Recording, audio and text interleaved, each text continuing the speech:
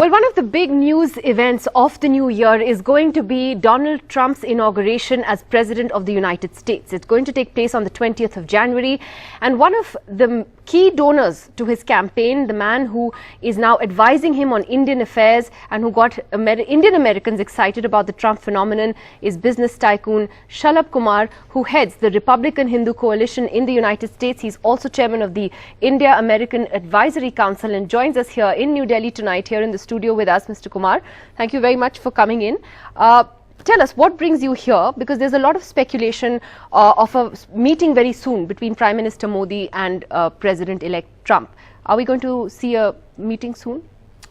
Well, that I cannot tell. Are you working towards that? We have a very aggressive agenda in the United States, very aggressive.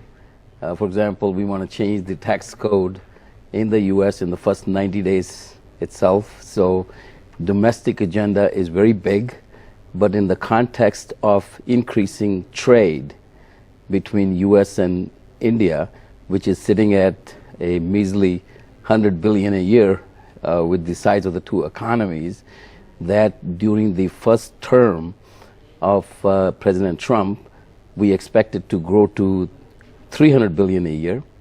And that's quite a jump. That's a fair amount of jump, but it will accelerate even more exponentially during the second term, which I'm already predicting, during the second term of President Trump. At one of the events that you organized where Donald Trump came and in fact campaigned towards the end of his campaign, he set up Ki Baar Trump Sarkar, and taking off from what Prime Minister Modi said, do you think the two men would get along and would have a good chemistry the way, in a sense, Prime Minister Modi and Barack Obama, they certainly seem to personally get along very well. Do you see something similar between these two? Oh, this is going to be much better than that, and this is not going to be just optics.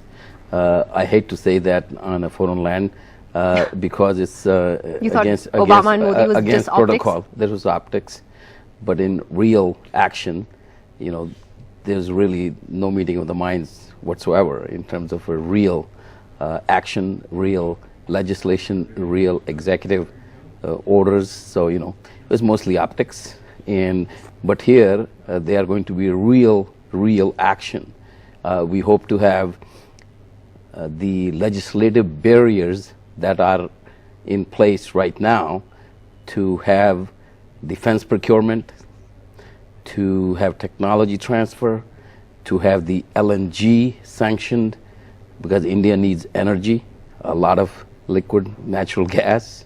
So you see a greater meeting of minds between Donald Trump and Narendra Modi than you saw between Narendra Modi and Barack Obama, which you said was just not necessarily the two personally themselves, even though that's important.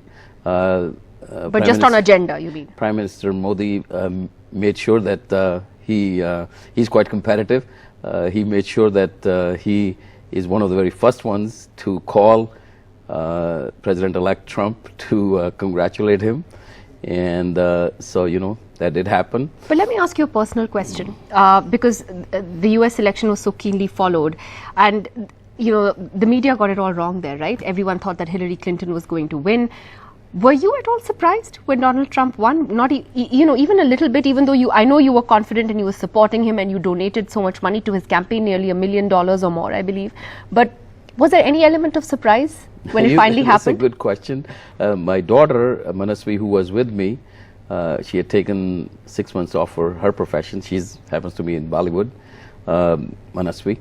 And she had some doubts, but I never had any doubts whatsoever. I mean, you know, really never had any doubts. I thought he's going to be over 300 electoral votes, and he got eventually 306 electoral votes. There was no doubt in my mind at all. And the media, you know, tends to be leftist, not only in United States, but in India as well.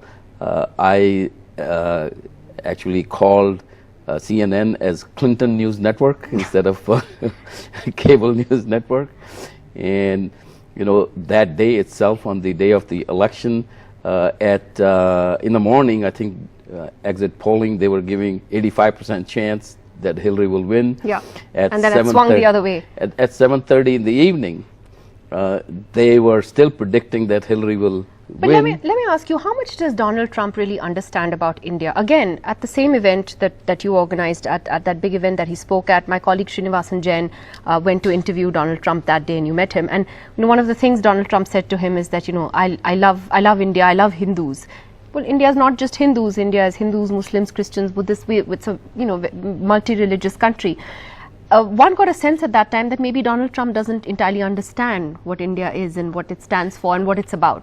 I don't think that is correct. He totally understands. He understands India, Hindus and Muslims and Jews and Christians better than any other leader in the world, in the past, in the present, except only other person I will say is Newt Gingrich.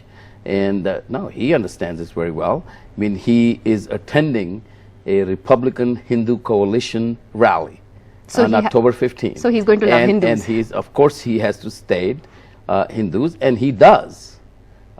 He does love Hindus.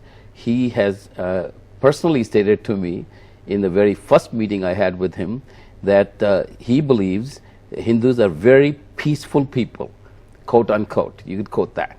And he had that impression. He has spent time in India. His children went to schools where there were quite a few Hindu students. So he does know about that. I mean, there is nothing wrong with saying that he loves Hindus. It doesn't mean that he's saying he doesn't love others. But he doesn't seem to love Muslims very much, because he wants to put restrictions on their travel, something which you have supported in the past. Do you still want him to do that? Well, it's not really a question of religion. It's not a question of whether you are a Muslim and that's why you should be putting a ban on. It should be a question of where you are coming from. If there is a high probability. Which country you mean? Yes, where are you coming from? If where you are applying for visa from, where you've been, where you have traveled.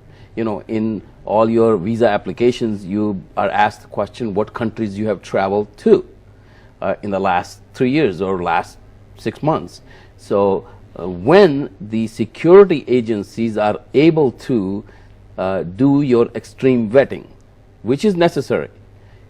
After all, the prime responsibility of a president of the country, number one oath you take, is to protect the lives of its citizens. Well, Mr. Kumar, you're saying it's not about religion. It certainly seemed to be that way during the campaign. Whether it turns out to be something else is something we'll have to wait and see. But it's been great to talk to you. We wish you all the best as you try to increase trade ties between India and the United States, and certainly try to bring India and Donald Trump closer. Thank you very much for coming in tonight. Thank you.